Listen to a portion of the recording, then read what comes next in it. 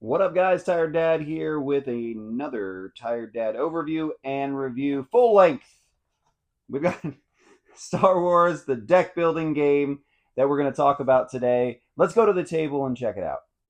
All right, guys, so this is a condensed setup of what the Star Wars deck building game looks like. You have your cards over here that can basically be purchased for very low resources. You have a marketplace with different Rebel and Imperial ships and characters and battleships and things like this. Now, what you're going to do when you start the game, and I'm going to get a little closer now, get tight, as they say, you're going to pick your faction. You're either going to be the Empire or you're going to be the Rebels. Each one comes with bases that you are going to be able to select from, or planets, excuse me, or areas of interest, I should say, that you're going to be able to select from to protect. Basically, you're going to defend these from your opponent throughout the course of the game. These are thematic for what the Rebels and the Empire might have. For instance, the Empire has somewhere in this deck the Death Star. I should probably have prepped that a little bit better, but you can pull out the Death Star at some point. So what you're going to do, if you've never played a deck building game before, let's get into that. You're going to have a hand of 10 cards. You're going to draw 5. Whoops, that was 4, but whatever. We'll just do this. And here are these little crates there. That is resources that you can use to buy things in the marketplace. These are little attack icons. These are what you attack the Rebel or Imperial bases with. This little gun there. And then there's also flavor text or maybe instructions on what those particular things can do. You want to be mindful of that, especially when you're purchasing things. So you use these resources, and then you go out here and you build an efficient deck. Now, what's interesting about this game is you can actually use these attacks here to not only attack the base that you're going against. So let's say we have Dagobah here, but you can also attack some of the things in the market for resources or whatever it might give you. So if you had 3 guns, you could attack this X-Wing and get 3 resources as a reward to purchase something for yourself, because you are not allowed to purchase Rebel equipment or people if you're the Empire and vice versa. So for instance, if you wanted to purchase old Darth Vader here, you'd need 8 resources, but he'd get you 6 guns and 2 force whenever he comes out, and I'll explain the force side of it. And similarly, if you wanted to defeat him, you would go 8 guns to try to take this bad boy out. So the thing I didn't mention was the force here. So some elements of deck building games sometimes add little quirks like this, and this is the one here. So as I said here with Darth Vader, he would have 2 elements of the force when he comes out of your deck. So if you have this in your deck and you play the card, then this little cube is going to go 1, 2 towards the Empire.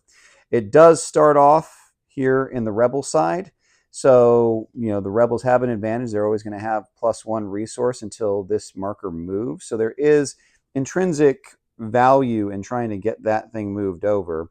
But there's a lot of ways that you're going to be able to do that through different cards. I've kind of selected these cards just to kind of show you some of them. Let's show you some of the other cards here while we've got the deck open here. We've got Princess Leia.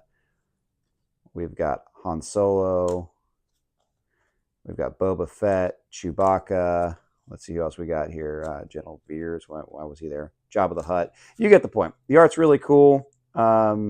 And this is kind of stock Fantasy Flight art from some of their other games as well. We'll get into that in the review here. But essentially what you're doing is, again, you're building your most efficient deck. You're defeating the other planets. I believe the rules say that you have to beat 3 of them. If you beat 3, you win. But, the art's pretty neat, and the deck building components are really nice. You got these little cubes here to, keep track of what you're getting hit with and whatnot. So let's talk about the review. All right, so I'm going to be honest. I am a Star Wars fanatic. I absolutely love Star Wars. I love the intellectual property. I've owned pretty much every game that has the Star Wars name on it, and this was no different, right? And so what's good about this game? This game is a very well-constructed deck builder. So if you're looking for a competitive 2-on-2 deck building experience, this is as good as it gets, right? They made it very balanced. They made it very fair. It's a really good game.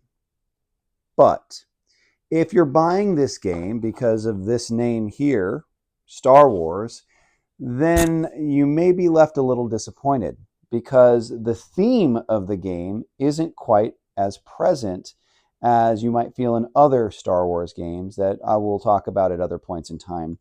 But in reality, the art is gorgeous, right? And the flavor text and kind of the things that go along with the theme of the game is cool, but it doesn't make you feel like you're in the Star Wars universe. It doesn't make you feel like you are Luke Skywalker. It doesn't make you feel like you are the Empire. One of my biggest gripes with this game is, and Fantasy Flight, to their credit, in other games and also just in other games in general, the Empire tends to feel a little bit overpowered at first in most games that you play of Star Wars, because guess what?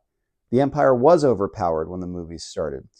This game is just really balanced. I mean, I don't know how what other way to put it other than to say that they constructed just a really good game where either player could have an advantage at any given time, instead of leaning it a little bit more towards the Empire, in my opinion. And for all those folks that are really good at deck building games, this is going to be one of those. You're going to pick it up really quick. You're going to understand what you're doing, and that'll be fun. But it won't be a unique experience. So that's the unfortunate part. I will likely keep this in my collection for an extended period of time because I love Star Wars, and I do like the idea of playing a deck building game that has Star Wars IP. So I'm not going to get rid of it.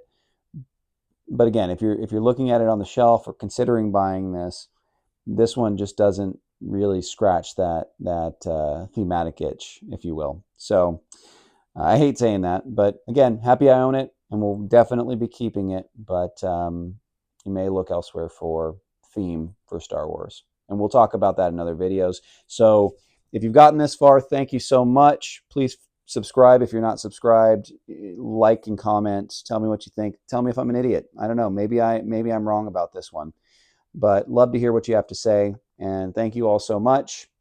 Tired Dad out. Peace.